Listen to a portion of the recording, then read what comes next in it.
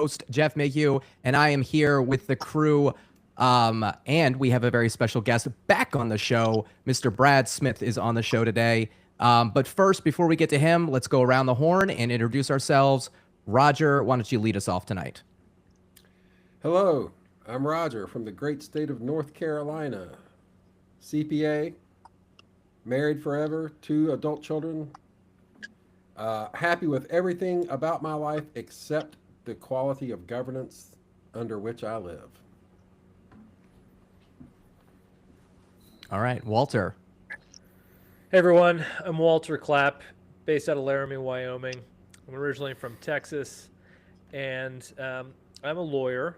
I also hold a couple patents related to cybersecurity. I'm equally dissatisfied with the state of representation, specifically in our U.S. House of Representatives. That's what brings us together. It's the common thread, if you will, that brings us here at the representation station. And I draw on my knowledge as a lawyer representing clients in what representation means, what it should be.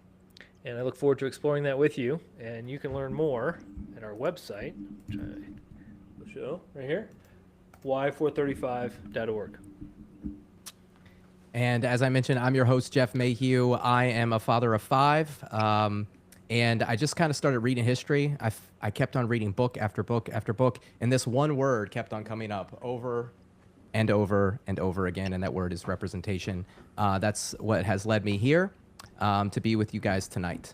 And without further ado, our guest back on the show for the second time is Brad Smith. Brad is a father, law professor, and a lover of liberty and dogs. He is a former FEC commissioner and chairman and founder of the Institute for Free Speech. Brad, thank you so much for coming back on the show today.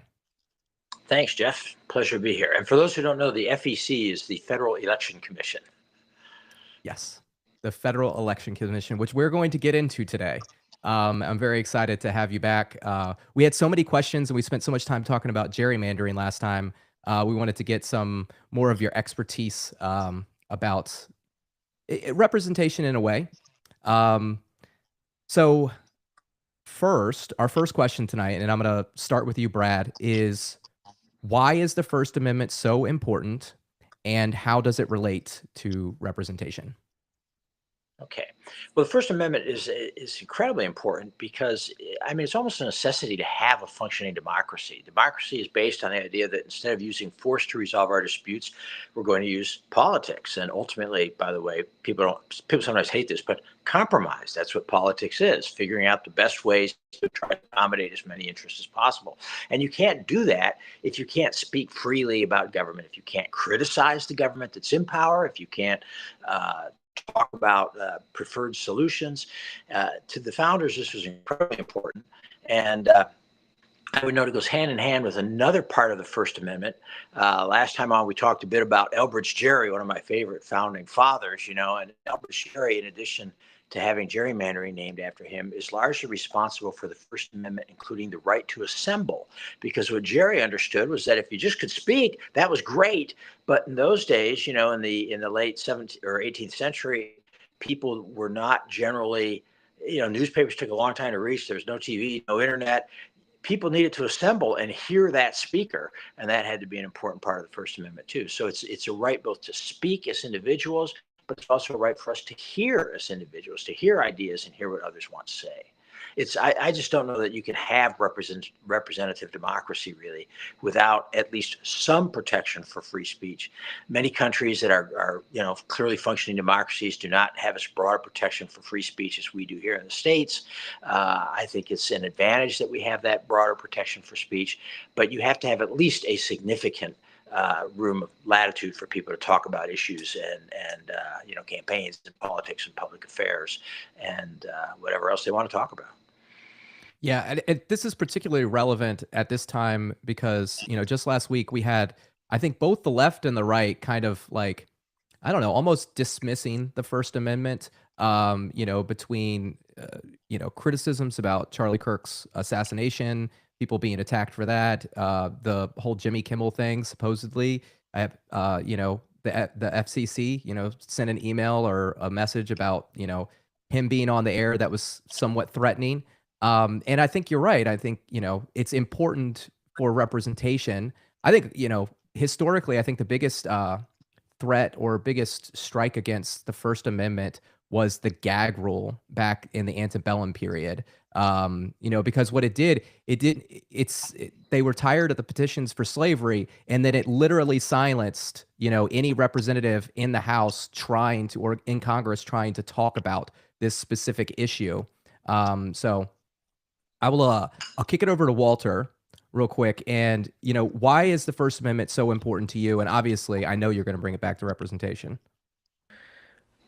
Yeah, I'll just echo what George Washington thought, which is that, the First Amendment, specifically the right to free speech, really exists, I think, as Mr. Smith has stated, in service of a constitutional republic. A functioning democracy requires the First Amendment. And so really the idea is we need to speak freely so that we can source better quality representatives, right? If you can't debate freely the merits or the demerits of particular representatives or ideas, you wind up getting whatever they want and not what the people want.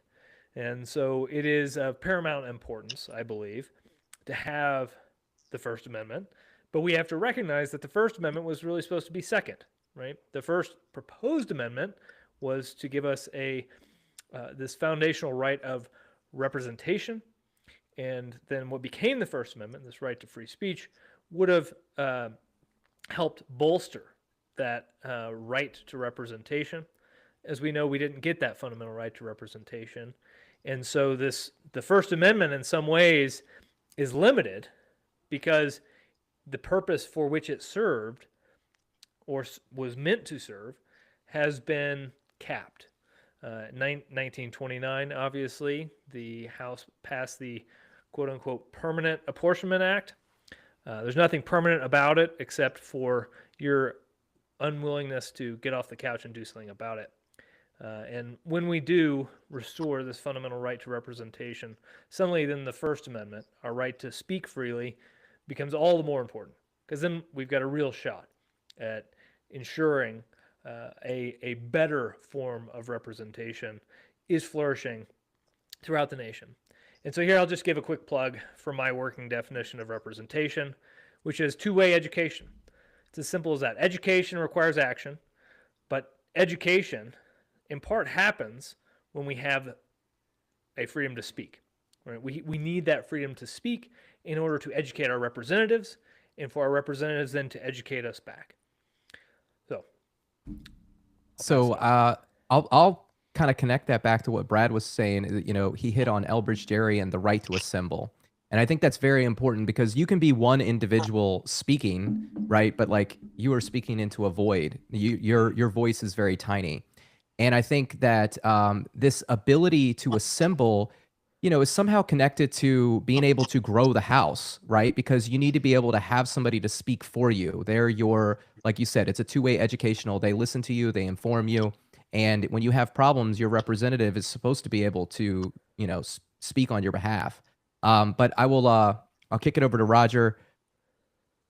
Why is the First Amendment so important? Well, First Amendment's first and foremost about free speech, and free speech is necessary when you have the rule of law, right? The rule of law only exists in our minds as a concept. We have discussed it, right? Rule of force, you can feel that out in the wild. Somebody forces you to do what they want you to do, but rule of law just exists because we talk about the concept, we create the concept, we keep it in our minds. We have to be able to keep that discussion going about the efficacy and the cost effectiveness of the laws that govern us. If we want to maintain rule of law in a robust way, we have to have free speech. We have to have the ability to communicate freely with the lawmakers about what's working and what isn't. Brad, I'm going to kick it back to you. What do you have to say about our little panel discussion here, and kind of tying this into representation and how important it is to speak? And then also, I don't know if you want to touch on, the news cycle at all, and, the different lawmakers kind of maybe not embracing free speech as much as I think that some Americans would like them to. I understand ugly speech is ugly speech, but it's protected too. Well, there's a couple of things here. I think, by the way, that what the three of you have all said pretty much, covers the connection with representation. But to address the second part then of that question, there's a few things that people need to remember. So first of all, the First Amendment applies against the government of the United States, right? It doesn't apply against private individuals. So you don't have to let people say whatever they want when they're on your property, when they're, in your business. You can fire people if you don't like their speech and so on. There's nothing, not a problem there. Now, there is a problem. Government cannot do indirectly what it's not allowed to do directly. So the government can't threaten a private actor and say, for example, you fire this person or we will take some government action against you. And then when the employer fires the offending speaker, the government says, well, we didn't violate the First Amendment. The employer fired him, right? You can't do that. At the same time, the Supreme Court has, very unwisely in my view, in a case decided just a little over a year ago called Murphy v. Missouri, made it very hard to bring that kind of claim. In order to bring a claim alleging that the government has pressured some private actor to violate your First Amendment rights, you have to show that the government specifically threatened them with action and that they acted specifically on the basis of those threats. So, general government threats to sort of do this or else, something bad will happen. What's bad's going to happen? Just trust that something bad's going to happen. That sort of thing. The Supreme Court seems to say is not enough to get you into court. And I think that's a very bad ruling because it gives a lot of leeway for the government to make sort of general threats. And that's what people are complaining about in the last week or so. Brendan Carr, the chairman of the Federal Communications Commission, who has been a stalwart for free speech for decades, said that if Jimmy Kimmel wasn't taken care of, I don't know if he specifically said he had to be terminated, but he said he had to do something about Jimmy Kimmel. We could do this the easy way or the hard way, but these stations have licenses. This isn't in the public interest. What he said is both objectively false and subjectively, to I think most people, really nasty and mean. I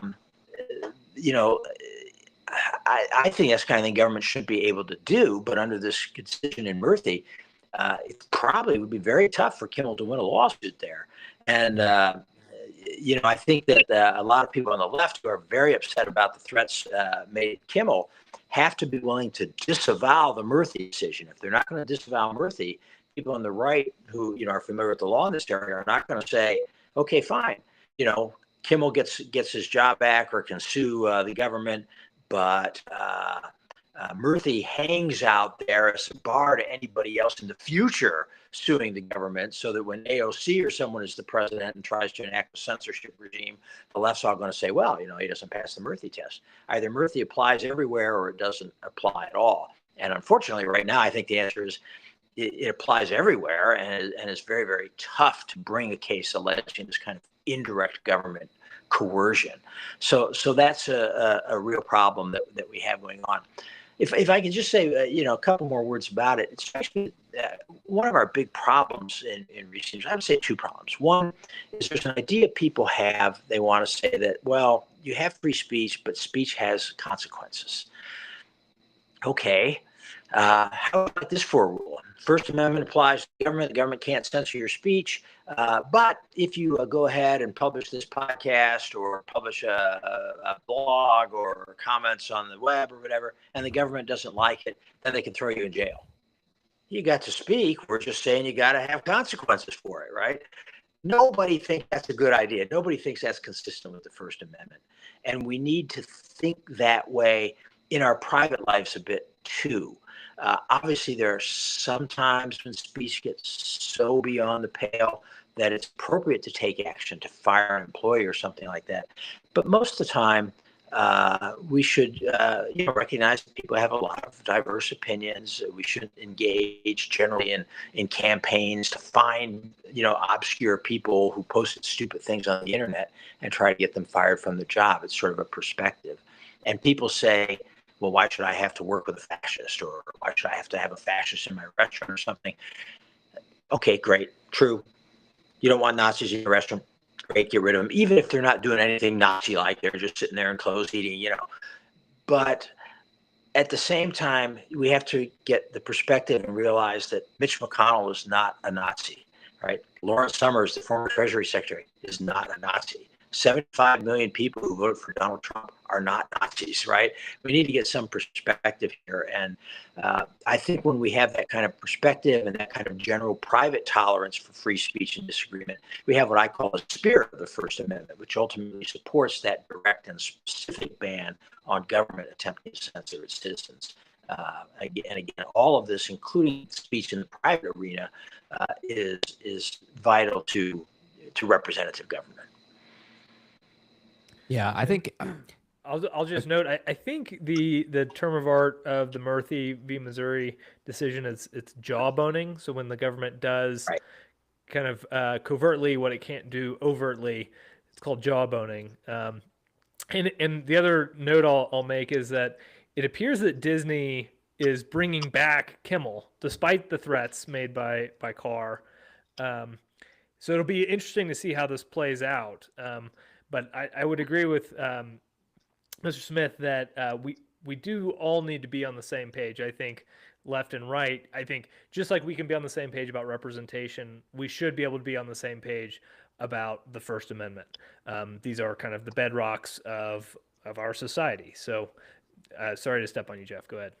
no, that's fine. That was great. Yeah, I mean, I think to your point, I'm an employer, right? And I have employees, and if my employees are saying or doing something, and I have the right to have rules over my domain, right? The thing that I've built. And I think that's an important distinction to make. I think, to the point you made, I see both the left and the right I see this in local politicians, which I think is almost scary, where they're finding people that have that maybe volunteer for campaigns for, the opposing party. They're finding their social media pages, things that they don't agree with. They're posting them on their social media platforms, amplifying their voice and saying, this is wrong. Their employer should fire them. And it's kind of like the idea of using the market to attack the government. And I don't think it's the intent, right? I think that, again, free speech is free speech. You don't agree with it, that's fine, but we don't need to be trying to get everybody fired. We're just going to create more tension that way. I think the best way is to debate these ideas, bring new ideas to the table as opposed to, creating more division.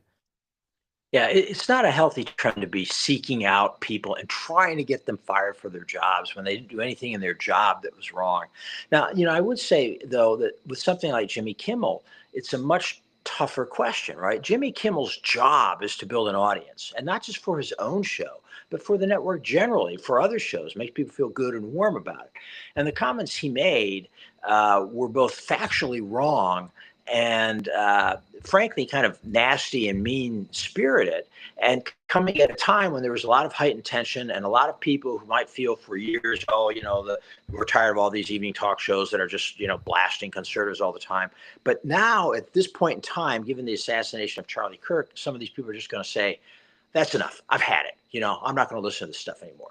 And one thing we should note is that when what triggered ABC, at least temporarily lifting the program, was that many of the affiliates said, we're just not going to carry it anymore. Most of these affiliates, Sinclair Broadcasting and Nexstar, both have very conservative political leadership. They're known for that. And it's possible that their leaders just said, yeah, we just don't think we need to carry this anymore. Kimmel's ratings have been dropping for many, many years. So, I don't think we should be, this is the other thing about this idea of cancel culture. We should realize that each case is sort of different.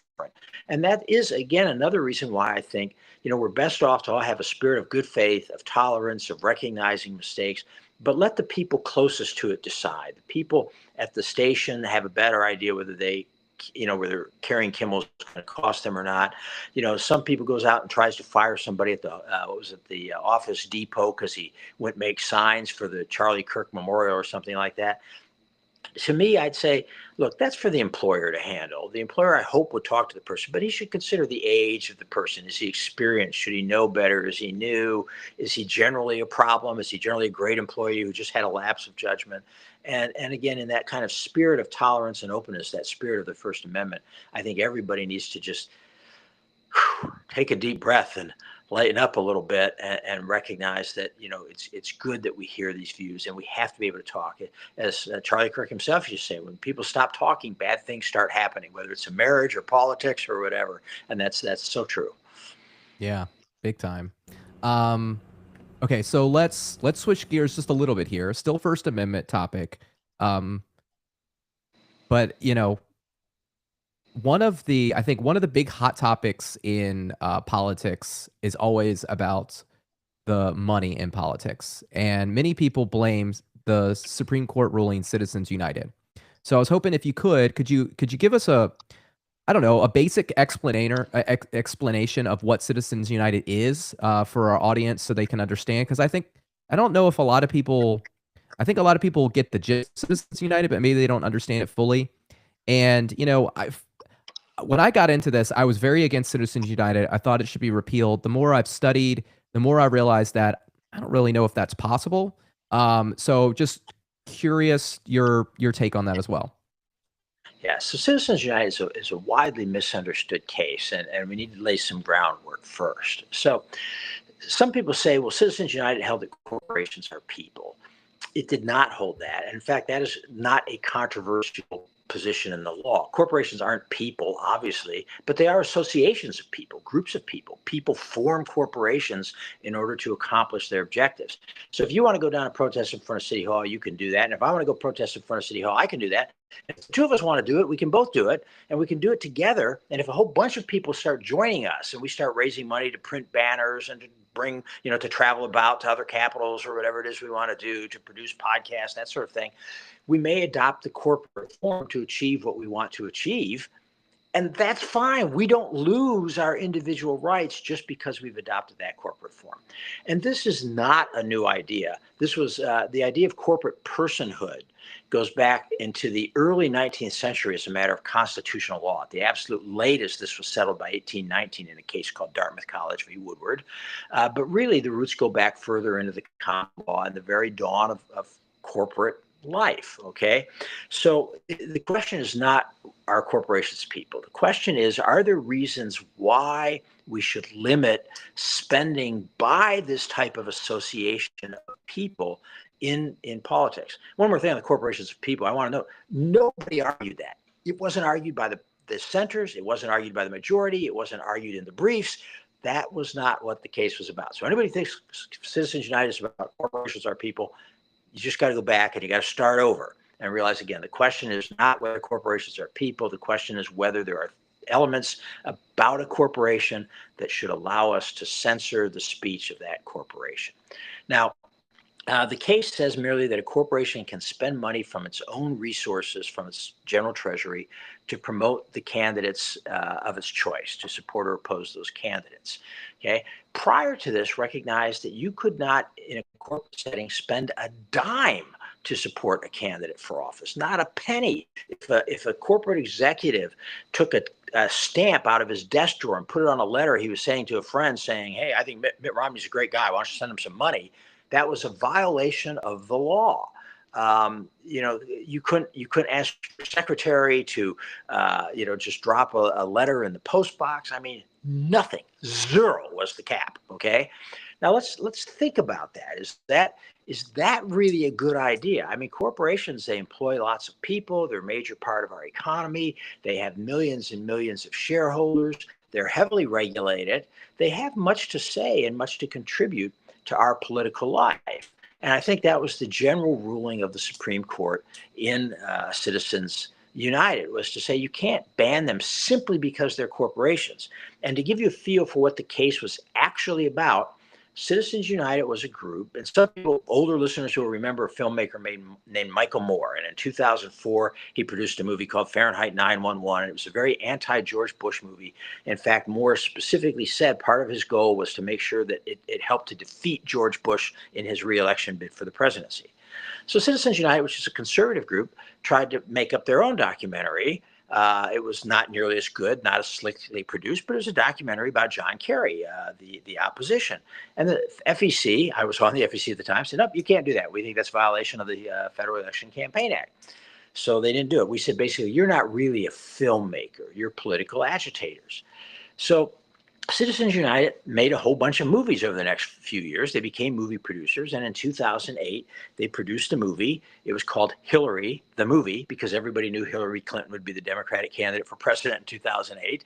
And they wanted it to be absolutely clear that this was about a candidate for office. And they said, we're going to show this movie. And the FEC has told us we're not film producers, and they challenged that in court. Now, think about that. Can the First Amendment really mean that you can ban a documentary movie about a major presidential candidate in an election year for no reason other than the fact that at some point in its production or distribution, it was financed by a corporation, in this case, a nonprofit corporation, right? And by the way, that would be like every other movie you have ever seen in your life on a streaming service or cable or broadcast or in a theater. Okay. Can that really be the First Amendment, that you can ban just because it was produced by a corporation? No other reason. If Exxon Mobil were a partnership, it'd be fine. They could do the movie. But because they're a corporation, can't do the movie, right? They just have to organize differently. I think that cannot be right as a matter of First Amendment law. And I think the real radical part of Citizens United was the dissenters, four justices who said, yeah, sure, you can ban a movie just because it's made by a corporation. You could have banned Michael Moore's movie. We didn't, but you could have banned Michael Moore's movie, Fahrenheit 9/11. You could ban any documentary movie about a candidate. So that's what Citizens United is really about. I think the respectable position criticizing Citizens United is to say that there should still be caps on corporate spending, that there are elements to corporate power in the corporate form that justify those caps for a well-functioning democracy. I disagree with those arguments. I think those arguments are incorrect. But that's in my mind, the sort of respectable, legitimate argument against Citizens United. The idea that you can ban somebody just because they're a corporation is silly.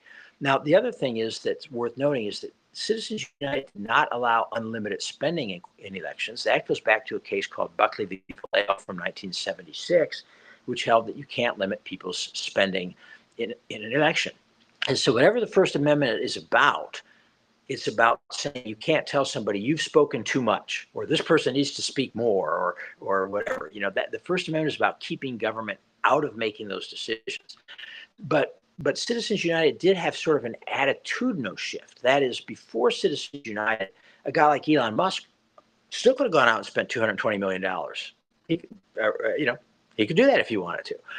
People tended not to do that. Okay. But after Citizens United, it became a more common thing to do. I think a lot of people go, oh, I didn't even realize we actually can do that. It's not against the law.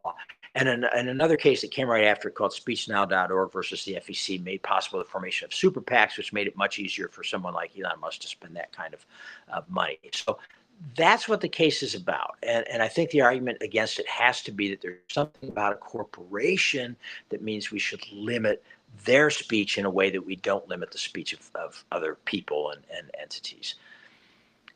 That's long enough, so I'm going to pause there. No, Yeah. that's great. That's great.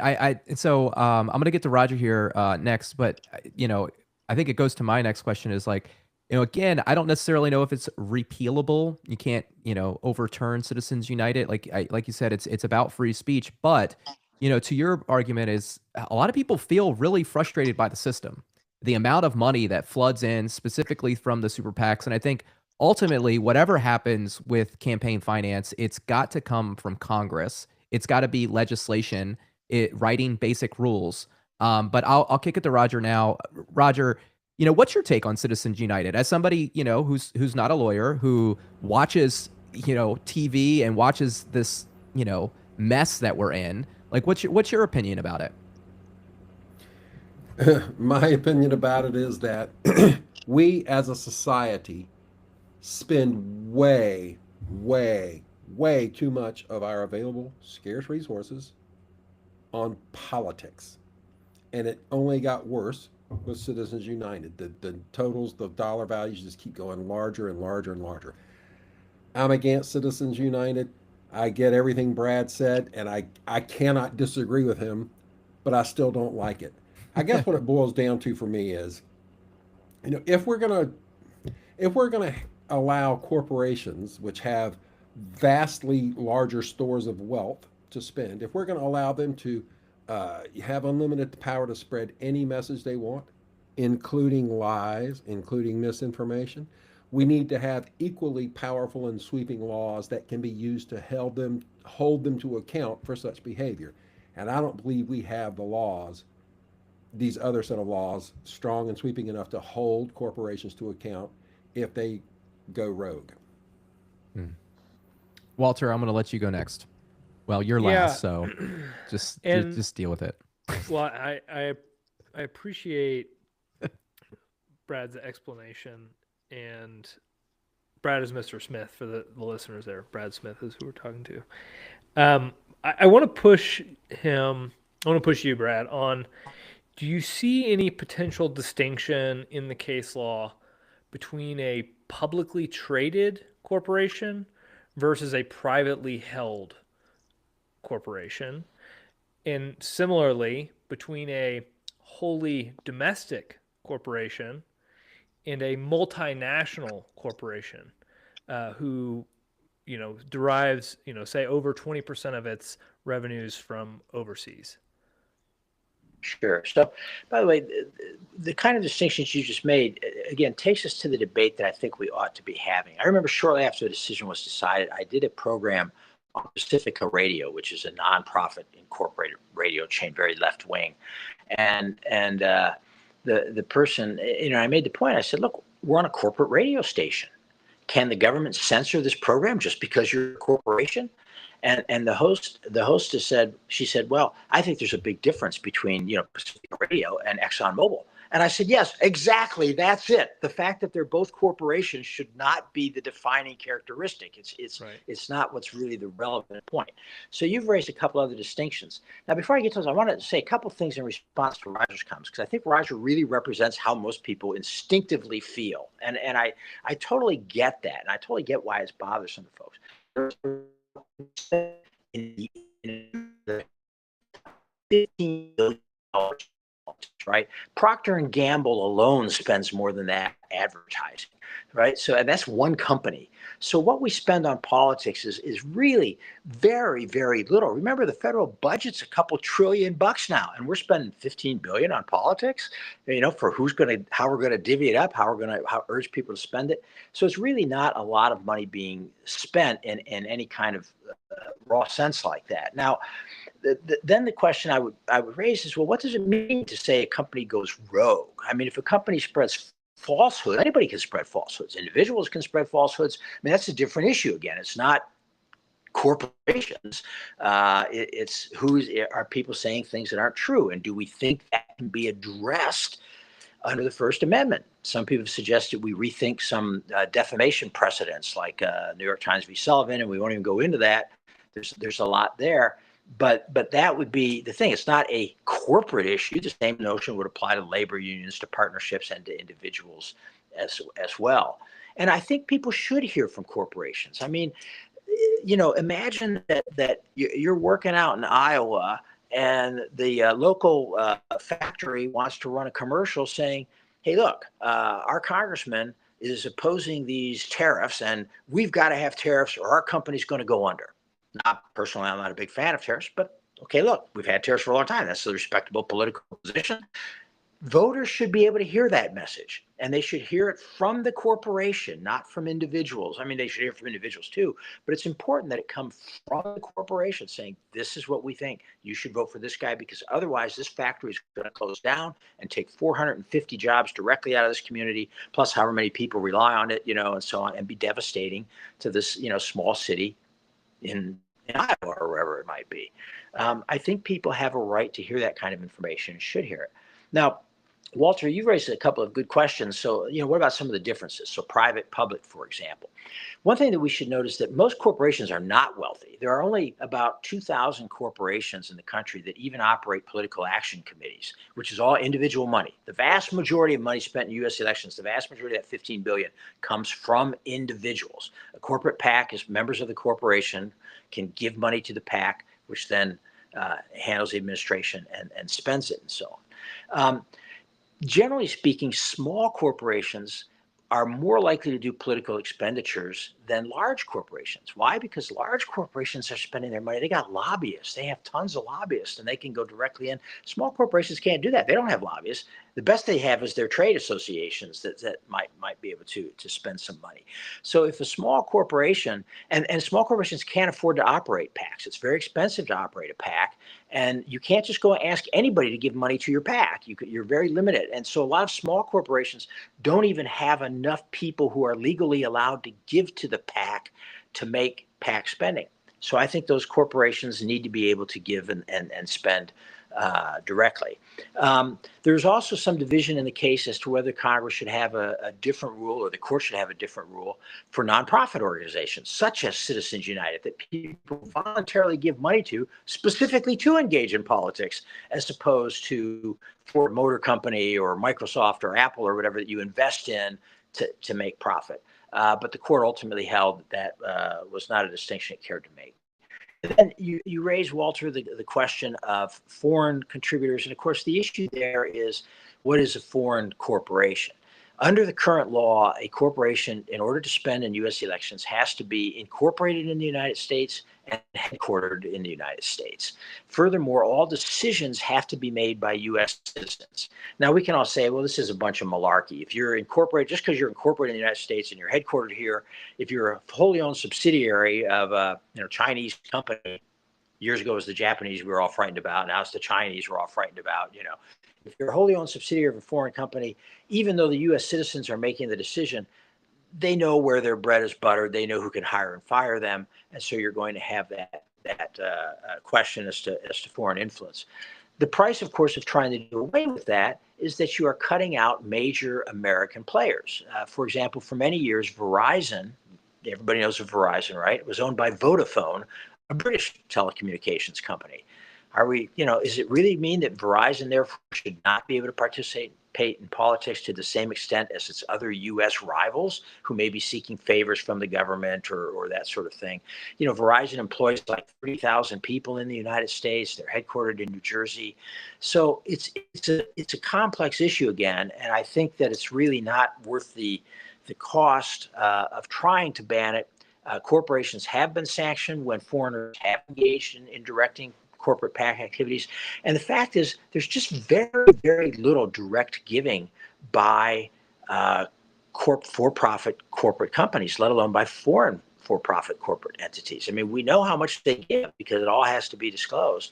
And so I just think at this point, I understand, and again, I think Roger is much more in tune with the popular vibe than I am, but I think ultimately that vibe comes because, people, right? Most people don't have years and years to think about this and study this stuff. That's what I've done. That's what has been my life's work. And money in politics doesn't quite work the way that we intuitively think. And so often your views change and you begin to realize corporations aren't spending a lot of money. Foreign corporations aren't spending a lot of money. If you can't spend money, who benefits? The press benefits. Nobody seems to want to regulate the press, although most of the press is incorporated. The New York Times is incorporated. Nobody says, well, the New York Times shouldn't be able to spend money just because they're incorporated. Got to have a free press. But why the New York Times? What makes them special as opposed to like you three guys or me, or some little business I'm associated with? Why shouldn't we be able to promote our views? And what makes us think that the press is not going rogue or spreading disinformation? I mean, the press has been inaccurate a few times in recent years. So I think it becomes a very complex issue. And unfortunately, my message is kind of pessimistic, which is to say democracy's messy. It never works like that homeroom election that you had in 10th grade. It's going to have, unfair. People are going to be different, in their abilities to influence politics, have different levels of influence. There are going to be openings for corruption. We have to try to police corruption.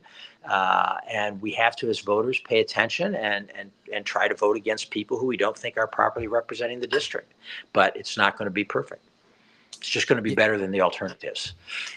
Yeah, so I'm going to get to the corruption part in the next question, but I wanted to go back. Roger, did you want to respond at all to what Brad had there? What do you think?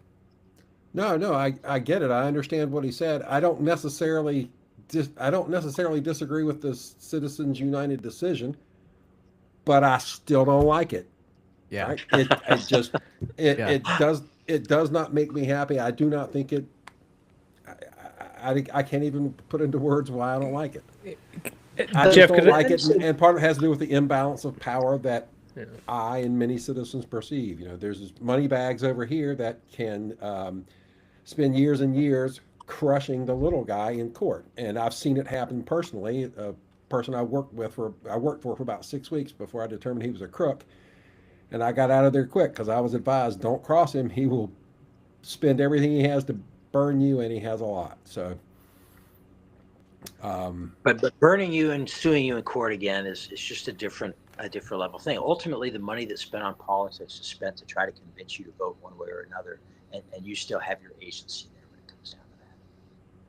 Yeah. oh, well, yeah, okay. Yes, we still have agency, and we can still vote. And does that vote translate? That's another discussion for another show. I- Well, Walter. that's what it's all about.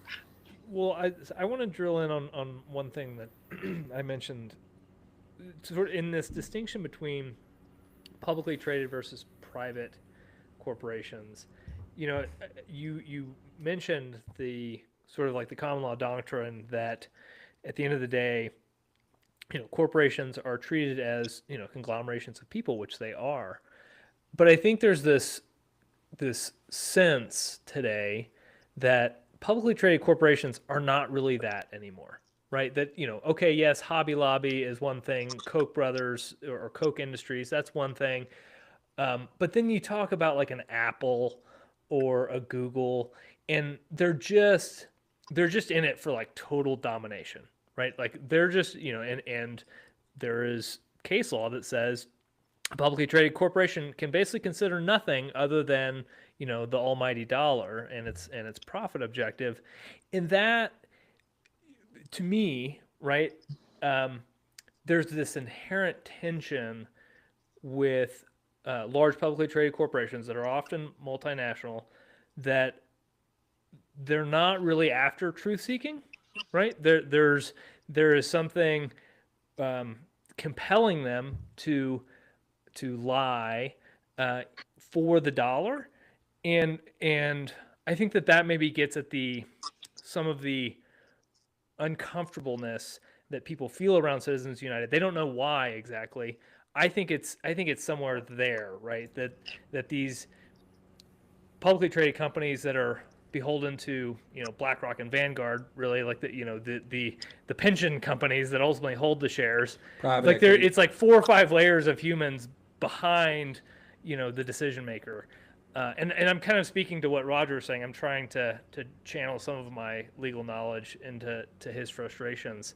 And so I realize that there's a lot of precedent here, but do you think that there is a argument under the history of corporations, where that meets with the First Amendment, to say, we could treat a publicly traded company that ultimately isn't really accountable to a group of identifiable humans differently than a private corporation that is, in some immediate sense, very tied to a group of humans? Yeah, I mean, one thing I think is that private corporations, most small corporations are private corporations, right? And as I said, they actually benefit from Citizens United probably more than big corporations do. 100% agree. But there are some big private corporations, like you mentioned, Koch Industries, which is a very large private. So, and for most people, the concern has always been size. But I think you're also onto something in saying it's that disconnect of layers of management. You feel like they're playing with other people's money, and and corporate democracy is a little bit of a sham there, and there's not really a way to hold corporations accountable there. I would only point out again that corporate speech can be honest or truthful. It can be shaded or not shaded. They're self-interested, but most of us are self-interested. And I think in the end, you're best off to have a system in which everybody gets to play the game, and the government isn't sitting around and trying to decide, who's going to get to, again, speak more and who's going to speak less. Remember, corporations, talk about the big Fortune 500 companies, spend about 10 times as much money on lobbying as they do on campaigns. They much prefer lobbying.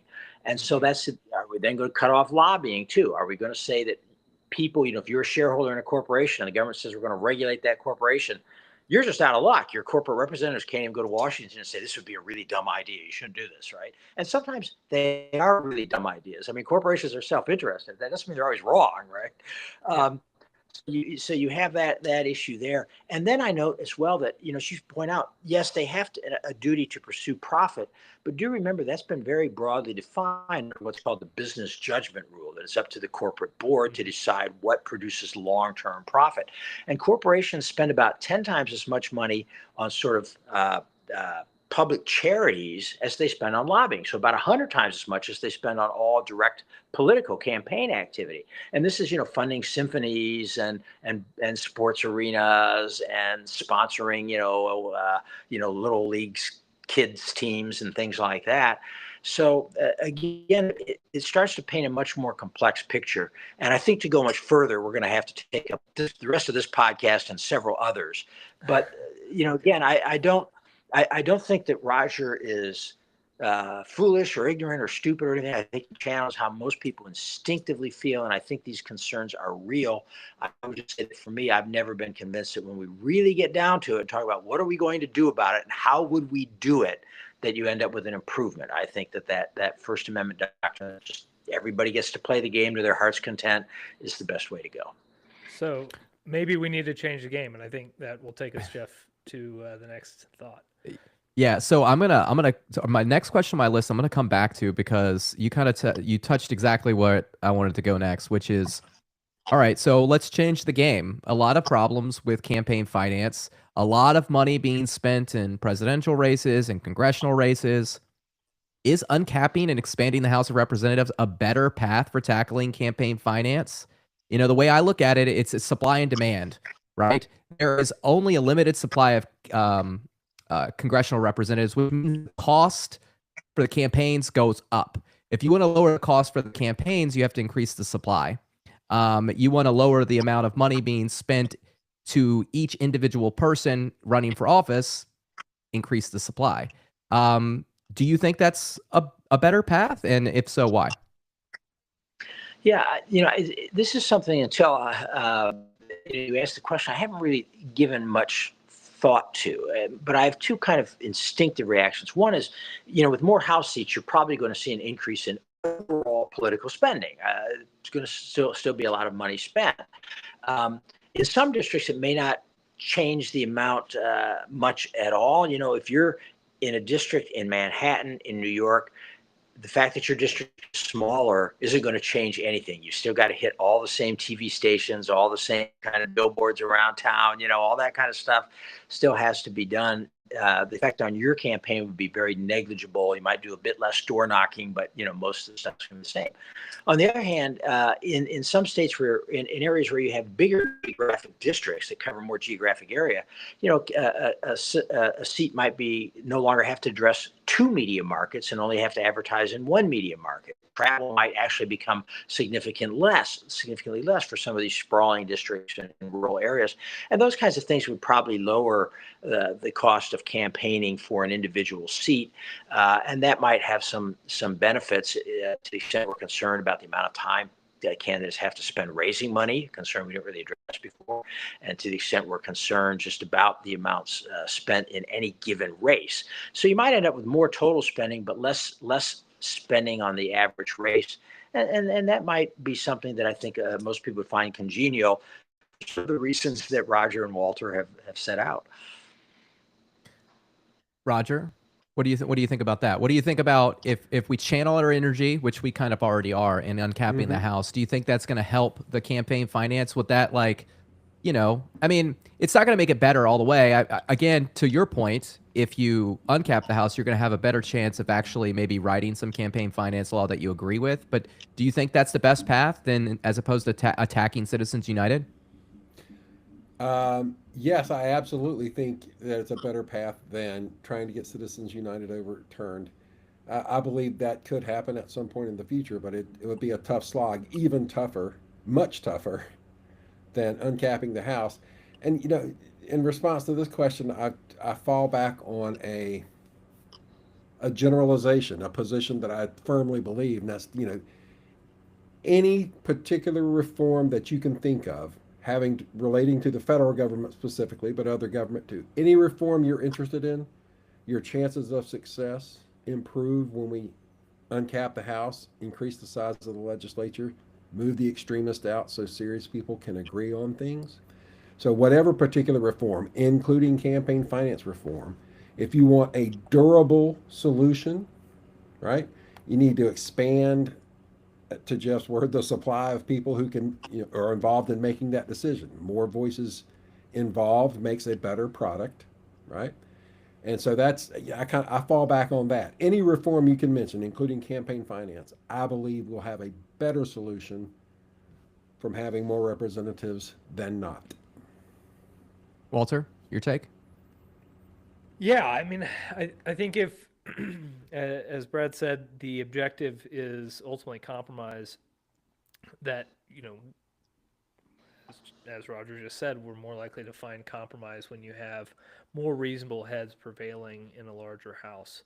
I do ultimately think this question about, what sort of impact on the money question does uncapping have depends on the number, right? So if you have an uncap from 435 to, 635, the impact is going to be minimal.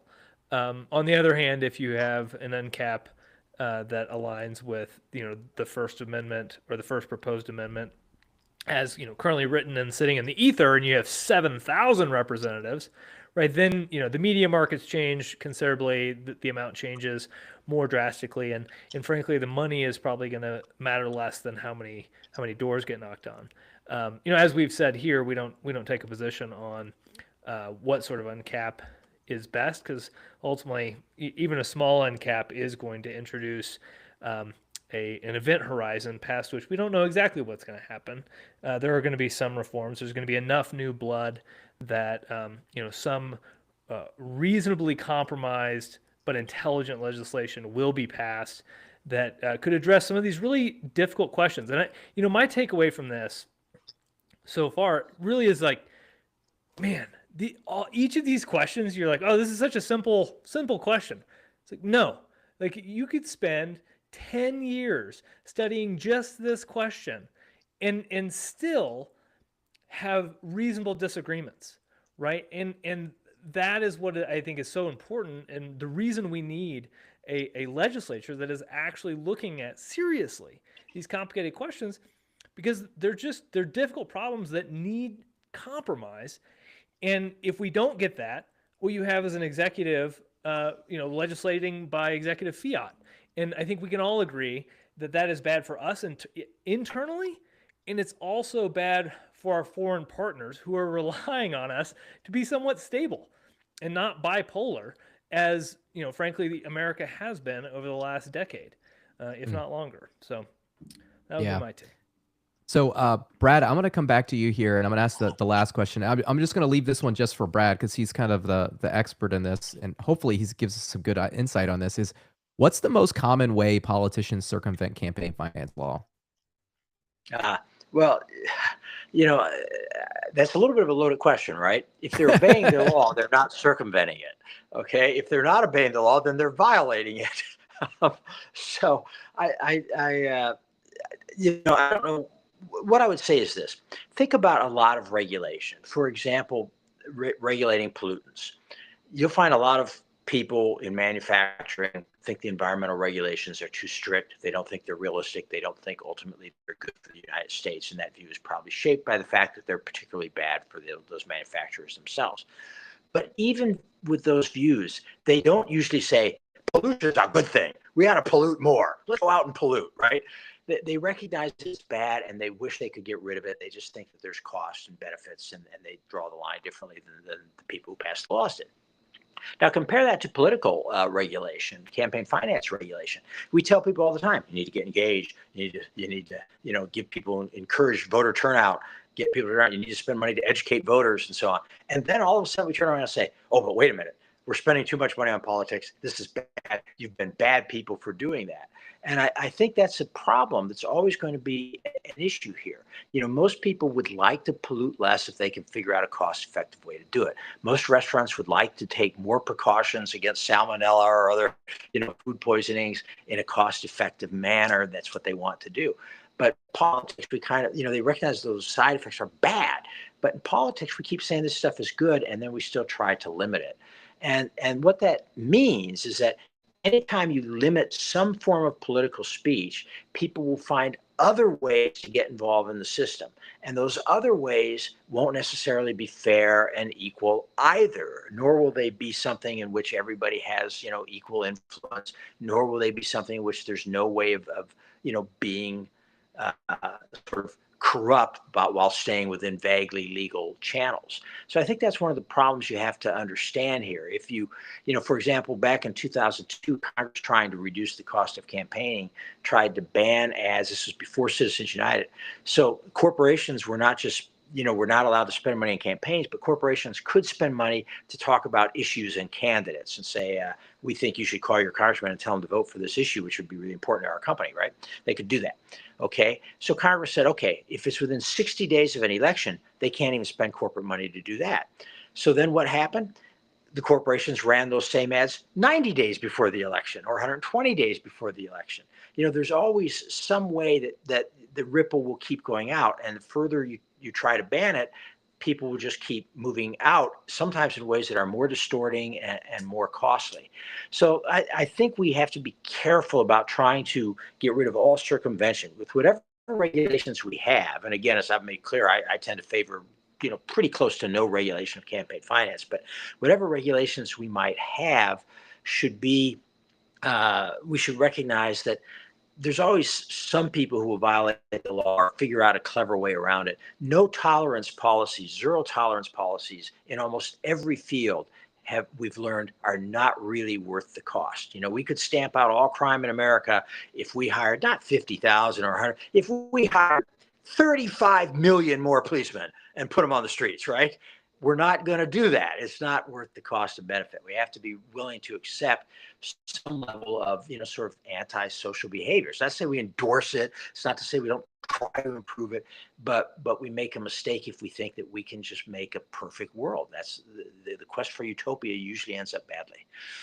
Yeah, I think you're hitting on Madison number 10 there, with, you can't extinguish, you can try to extinguish, what is the line, fire, but it's going to, but it's, suck the air out of your breath or something like that, but much relevant. And to the point is like ambition counteracts ambition, or as Calhoun put it, power meets power. No matter what rules you create, somebody is going to try to make them work to their advantage. And so, I think to your point is like, okay, well, let's let people decide, be creative, create a level playing field and compete. And I think to what Roger and I think a lot of people, including myself at different points in time, would say is, yeah, but it's not a level playing field. It's regular people can't compete at the same level as other people. But we can get more into that at another time. I want to shift gears just a little bit here. We've talked a lot about First Amendment. We've talked a lot about campaign finance. We've got, I think, 3 generations on this show right now. And, we're looking at I don't know, people aren't really happy with the way things are going. And so my question is, considering that our last 3 presidents have been more Polk, Pierce, and Buchanan than Washington, Lincoln, or Reagan, and our Congress is in a perpetual war for power, do you think the baby boomer and Gen X generation have failed to lead? And do you worry that the failure of their leadership has trickled down to the millennial generation?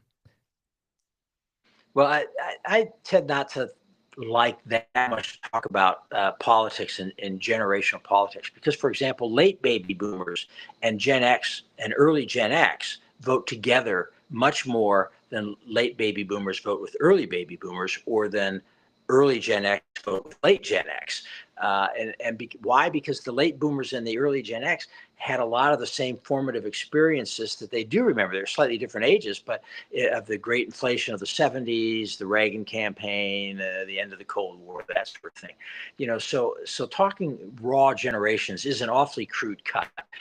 I think, though, where the failure, if anywhere, has probably been, it has been the failure of I would say, if we want to say boomers and Gen X have failed to lead, I think what they failed to do is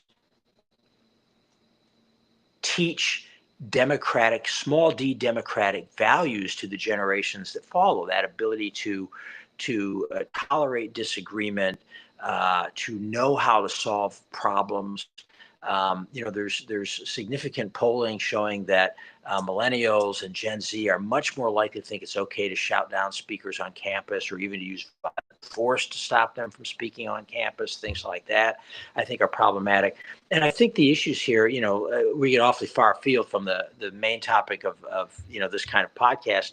I think go to things like the boomers and the early Gen Xers, I think, had a lot more room to play and learn to resolve disputes on their own, whereas later generations had much more regulated childhoods. You play in Little League under adult supervision, you play this under adult supervision, and then you get driven here under adult supervision. And I think there's been a loss in some ways of the ability of people to resolve disputes on their own in a way that ultimately is better than getting in a fist fight. But it's a complicated issue, so I'm probably already too deep into it, and I'm not going to go any further. Yeah, I mean, I agree. I think a lot of it has to do with like how people are raised and their ability to learn from their mistakes at a young age. Because when you're younger, and some of those mistakes aren't as I don't know, they don't hold as much weight. They're more fixable when you're smaller and younger than they are when you're an adult. If you get in a fight with your friend down the street and you have a disagreement, it's and you're 7 years old, it's not the end of the world. You'll eventually make up over the next few years. But if you are having that same type of fight when you're 23 at your first job, then you have consequences. You're probably going to get fired, right? And now you're struggling and maybe you've got other issues. But I digress. I'll move to Walter here. Walter, what's your opinion? As far as generational leadership, and I think Brad hit on another point there. It's teaching the leadership skills to the next generation might be the thing that is most important here. What do you think? Yeah, the Fourth Turning, Strauss and Howe's book, talks about generational change, and they did a fairly decent job, I think, of predicting the crisis that we're in now. So I'm not going to dismiss it entirely, but I'll agree that the lines that are drawn are arbitrary. And so, talking about, late versus early Gen X or millennials and boomers, it is kind of, it's more complicated, right? Everything that we've been talking about today, to me, is just like, okay, it's just more complicated than it seems on the surface. And I think there is, for me, it's poor leadership from our corporations, actually, and kind of bringing this back. I do, in talking to people, find there's a continuity in the sense that, man, customer service has gotten worse, right? And that's in the House of Representatives, but that's also like when I have a problem with Spectrum, it's like you can't talk to a human, right? There is this sense of feeling powerless and voiceless, and I'm not saying I know what the solution is, but on the corporate side, but it does seem to me that if people continue to feel powerless in all these different domains, both public and private, they end up turning to violence, right? Because they don't feel like they can talk and resolve their grievances. And so I do think it's important for corporations, frankly, to just probably do a better job. That probably is the solution, right? They have the resources to just invest in customer service and responding to problems and grievances, and not just turning it off to lawyers to shaft the folks. And obviously uncapping the House, I think, ultimately is the way that we create a real sense of voice and education, between the generations. An 18-year-old should be able to call up their congressman's office and learn about Citizens United, right? They shouldn't have to rely on Google or AI to discern all of the intricate details that Brad's gone through here. that should be something that the average congressional office should be able to walk through. The complexity, right? They should be able to walk through the complexity. And so, I think, again, all of this is super complicated. And I think the question is, how do you help average Americans, or how do we help average Americans feel like they have a voice in all of this complexity? And, I think the answer is, it's our politicians, but it's also our corporate representatives. It's the folks that do have the ability to offer better customer service. Yeah, I love how you're saying that as a lawyer. Because a lot of non-lawyers feel, maybe like we don't understand what's going on. Things are written a certain way. Personally, anytime somebody threatens a lawsuit against you and you're a small business, like it's kind of, you just kind of feel out of your depth immediately. You know it's going to cost you a lot of money. You maybe don't feel capable of handling it yourself, and it's just a big headache. And I think we've gotten into that, but I you know let me go to Roger first, and then I'll chime in real quick. We got one more question I want to get through, so I want to go ahead and get Roger in here. Yes, I believe and I say that as someone right on that edge between Boom and Gen X, we failed the generation. But the reference I was going to bring up, Walter made the reference to the Fourth Turning is Here, that book. But also, not just that one, Machiavelli wrote about this 500 years ago in the Discourses. It's a predictable pattern in a republic, right? At some point, generations progress, and they fail to instill in the young the important lessons, right? Or I should say, what they believe is important changes from generation to generation. There is no steady through line of really critical lessons. The lessons are forgotten, and we have to relearn the lessons all over again, right? The philosopher Santayana said, those who do not remember history are doomed to repeat it. Machiavelli wrote about it. Neil Howe has written about it in the last 2 decades. This is a feature of the human species, right? Once we get past the crisis we're in now, maybe we'll do a better job on the far side of having this through line through the generations of civic education, but I doubt it, because we are humans after all. Yeah. And touching on the, and I use the generations because it's just easy to explain, right? But I mean, Brad makes a good point. Where it's a wide gap. And then looking at me, when I was in my 20s, I was classified as a different generation than I am now, right? So like those labels have shifted over time. So it is really hard to like box people into these things. But I think everybody kind of hit on like the main point is like, we as humans, we as leaders have to remember to teach the valuable lessons down from generation to generation. And what I would say as a mid 30 now 40-year-old, when I got into politics, it is hard to find somebody in politics to mentor or teach you if you're outside of the sphere. Everybody is in it for their career or their profit or their power.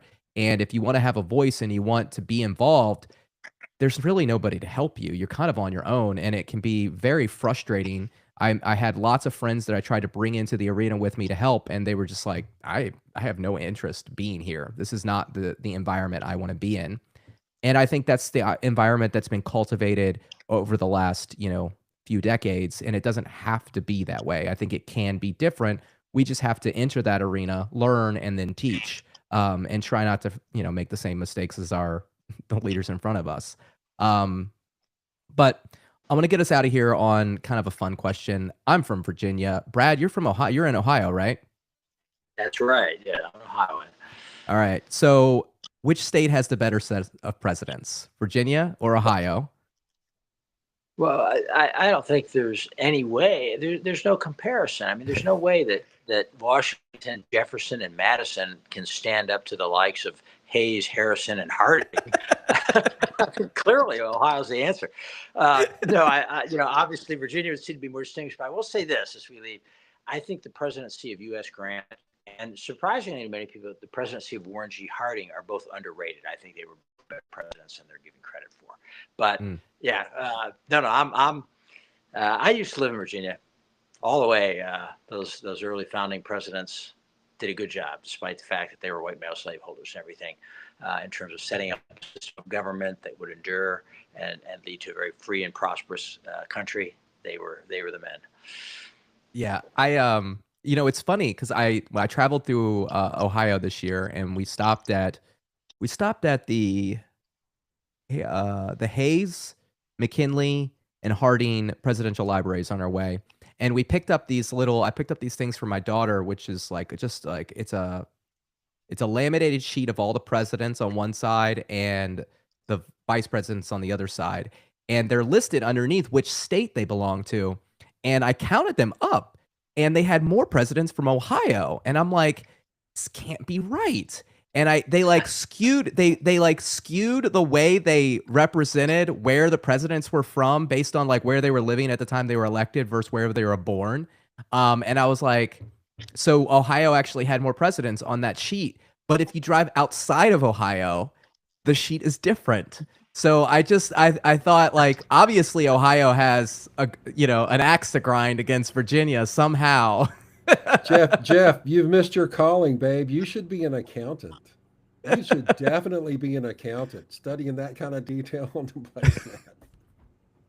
Well, I am not I'm not typically that detailed on something. I was just trying to teach my daughters. And I'm like, yeah, Virginia's got like they're the state because we're from Virginia, and they're counting them up, and they're like, Dad, no, there's more from Ohio here. And I didn't believe them, so like I had to go back. We were actually at the first lady's house, Ida McKinley, which if you've ever been to, it's Canton, it's in Canton, Ohio. It's a great place to visit. The Ida McKinley house, it's where William McKinley was living, I think when he was campaigning and when he was a congressman there. And the park rangers were really helpful. They didn't know the answer right at first, but they went and they figured it out for me. And I was like, oh, that makes sense now. Walter, what do you think, Virginia or Ohio? Well, I think George Washington was technically from the United Kingdom, so I'm going to pick the United Kingdom as the best place that a president has been from. No, you're supposed to pick if the set of presidents, Virginia or Ohio. You have to pick Oh yeah, one. well see, I don't do very well with boxes, and so if you force me to pick something, I refuse to answer your question. Although it's lovely, and I I accept that Virginia has more, and it includes George Washington. If you draw the line, just so. Roger. And I'm offended that you malign President Polk from North Carolina. I don't understand what that's about. He's our only shot, man, and you're just like trashing him, dismissing him right off the top. Hey, I'll tell you, Polk was one of the most efficient presidents we've ever had in American history. Now, that's the nicest thing I can say about Polk. And he was, dude, that dude was a workaholic. He said what he was going to do, and he did what he said. And, there is something admirable to that. Now, you could argue that the way he did it and what he did should have been done differently, but that is a topic for another day. Still won't overtake Virginia, though. I vote Virginia. All right. That was an easy one. It's always Virginia because, Virginia's awesome, and I love this state. All right. So thank you, guys. Let's go around the horn. Last words. Brad, I'll let you go first. I don't really know what to say other than, Citizens United has been our main topic of conversation. And I would urge people to who are critical of Citizens United to think hard about it, not because it necessarily will change their mind, but I think it will change at least the kind of solutions that they propose. While I probably am still not convinced that those are good solutions, I think they're more likely to be on target than ranting about corporations aren't people or something like that, and doing sort of ill-considered legislation based on faulty premises like that. Roger? Well, I'll stick with my pattern. The last time the U.S. House of Representatives was expanded, the high school graduation rate was about 18% in this country. That is 18%. Our world has changed a lot in the past century, but we're still stuck with the same old house. I say it's time to change. Walter? The First Amendment was meant to be second. Your right to representation was meant to be first. It doesn't exist. It's not really about you versus the corporations. It's about you and the House of Representatives. If you get that clear, that is the first point which you must attack when you're sitting around at Thanksgiving or Christmas or Hanukkah and your family member is moaning about Trump or AOC or whomever it is. The answer is to point back to the solutions. And the first solution, the first step is clear: repeal and replace the 1929 Permanent Apportionment Act. Yeah, so I just want to clarify. George Washington was born in Virginia. Like you said that, and I was just like, Well, he was born in Virginia when it was a colony of the United Kingdom. okay, all right, I understand what you're saying now. All right, I gotcha. I was confused for a second. I was like, what? He's all right. a lawyer, man. He's a lawyer. Yeah, I forgot. He's a lawyer. Okay. So my last words is, number one, I don't know if anybody noticed, but I changed my sticker right here.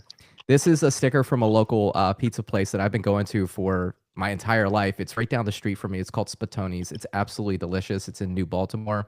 And these are the things that really make America great, right? Like, what is great is the businesses, the entrepreneurs that can build businesses that can become part of your town, that you can go to as a kid with your parents and your grandparents. And now I'm going with my parents, who are now my kids' grandparents, with my kids, and we're telling stories. Like, there used to be a video game over there called Cruisin' USA. That's where I first learned to play, and I just think they're really great. So I just wanted to point that out to everybody. And then obviously, thank you for tuning in. They are not sponsoring. I just really love their pizza. On that. Okay. All right, I just really love their pizza. So thank you all for joining us once again tonight. If you're interested about representation, if you want to learn more, you want to help out the No Cap Fund, you can go to our website, www.y435.org. You can learn about representation. You can find our reading list. You can find our representation station.